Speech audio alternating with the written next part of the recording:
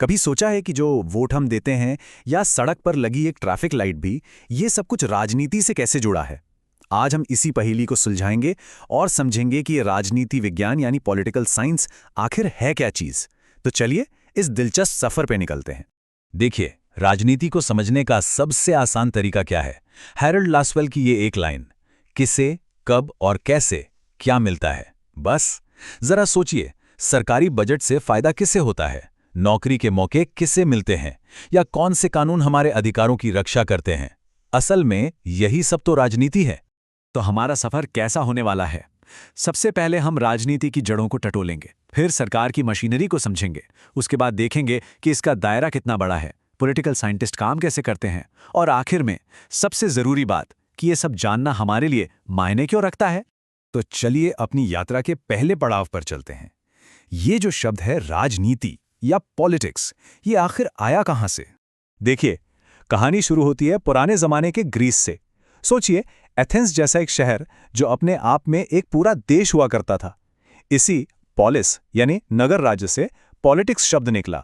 इसका सीधा सा मतलब था शहर के सब लोगों से जुड़े मामलों को चलाना, यानी राजनीति की जड़ें ही समुदाय को साथ लेकर चलने में हैं। अब आते हैं उस हिस्से पर जिसे ज्यादातर लोग पॉलिटिकल साइंस समझते हैं, मतलब सरकार और राज्य की पढ़ाई। J.W. गार्नर ने इसे बिल्कुल सही शब्दों में कहा था, राजनीति विज्ञान राज्य से शुरू होता है और राज्य पर ही खत्म होता है। मतलब कई सालों तक ये सब्जेक्ट सिर्फ इसी के इर्द गिर्द घूमता रहा कि सरकार बनती कैसे है और काम कैसे करती है। और इस सोच के सेंटर में हैं सरकार के 3 बड़े पिलर्स। एक, कानून बनाने वाली विधायिका जैसे हमारी संसद। दूसरी, उन्हें लागू करने वाली कार्यपालिका यानी प्रधानमंत्री और उनकी टीम। और तीसरी, कानून की व्याख्या करने वाली न्यायपालिका, मतलब हमारा सुप्रीम कोर्ट। लेकिन रुकिए, कहानी यहीं खत्म नहीं होती। पॉलिटिक्स सिर्फ संसद और अदालतों तक ही सीमित नहीं है। आइए अब देखते हैं कि इसका दायरा असल में कितना विशाल हो चुका है। ये सब्जेक्ट किसी एक चीज के बारे में नहीं है। देखिए, पॉलिटिकल थ्योरी हमें न्याय और आज़ादी जैसे बड़े आइडियाज के बारे में सोचने पर मजबूर करती है। कंपैरेटिव पॉलिटिक्स से पता चलता है कि भारत का लोकतंत्र अमेरिका से अलग कैसे है। इंटरनेशनल रिलेशंस हमें समझाता है कि दुनिया के देश आपस में कैसे डील करते हैं। और पब्लिक पॉलिसी वो ये देखती है कि स्वच्छ भारत जैसी सरकारी योजनाएं जमीन पर काम कैसे कर रही हैं। तो सवाल ये है कि पॉलिटिकल साइंटिस्ट ये सब पता कैसे लगाते हैं? उनके पास ऐसे कौन से टूल्स हैं? चलिए जरा उनके टूल किट में झांक कर देखते हैं। चीजों को समझने के 2 मेन चश्मे हैं।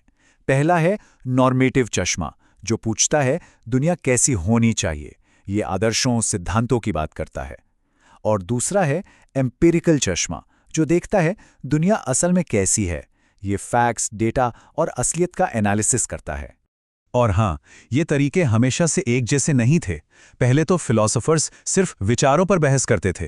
फिर 20वीं सदी में एक तरह की क्रांति आई, जब वैज्ञानिकों ने इलेक्शन डेटा और सर्वे का इस्तेमाल करना शुरू किया, ये समझने के लिए कि लोग आखिर वोट देते क्यों हैं। और आज हम इन दोनों तरीकों का एक मिक्स इस्तेमाल करते हैं। पॉलिटिकल साइंस कोई अकेला टापू नहीं है, ये तो ज्ञान के एक बहुत बड़े नेटवर्क का हिस्सा है जो कई दूसरे सब्जेक्ट से जुड़ा हुआ है। जॉन सीली ने क्या कमाल की बात कही है, इतिहास के बिना राजनीति की कोई जड़ नहीं और राजनीति के बिना इतिहास का कोई फल नहीं। मतलब हिस्ट्री हमें बताती है कि क्या हुआ और पॉलिटिकल साइंस समझाता है कि ऐसा क्यों हुआ। बिल्कुल एक ही सिक्के के 2 पहलू। और ये दोस्ती सिर्फ हिस्ट्री तक सीमित नहीं है। इकोनॉमिक्स हमें बताती है कि टैक्स क्यों लगते हैं, सोशियोलॉजी समझाती है कि चुनाव में जाति की क्या भूमिका है, और साइकोलॉजी से हम समझते हैं कि कोई नेता अचानक इतना पॉपुलर क्यों हो जाता है। ये सारे सब्जेक्ट्स मिलकर ही तो पॉलिटिक्स की पूरी तस्वीर बनाते हैं।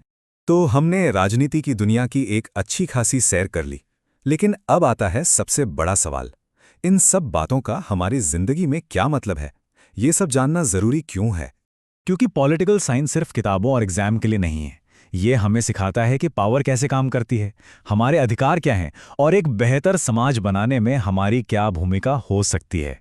सीधी सी बात है, ये हमें सिर्फ एक दर्शक नहीं बल्कि एक जागरूक और एक्टिव नागरिक बनाता है। तो हम आपको इसी सवाल के साथ छोड़े जाते हैं। आज की इस कॉम्प्लेक्स दुनिया में, चुनौतियों से भरी इस दुनिया में, एक जागरूक नागरिक होने का आखिर मतलब क्या है?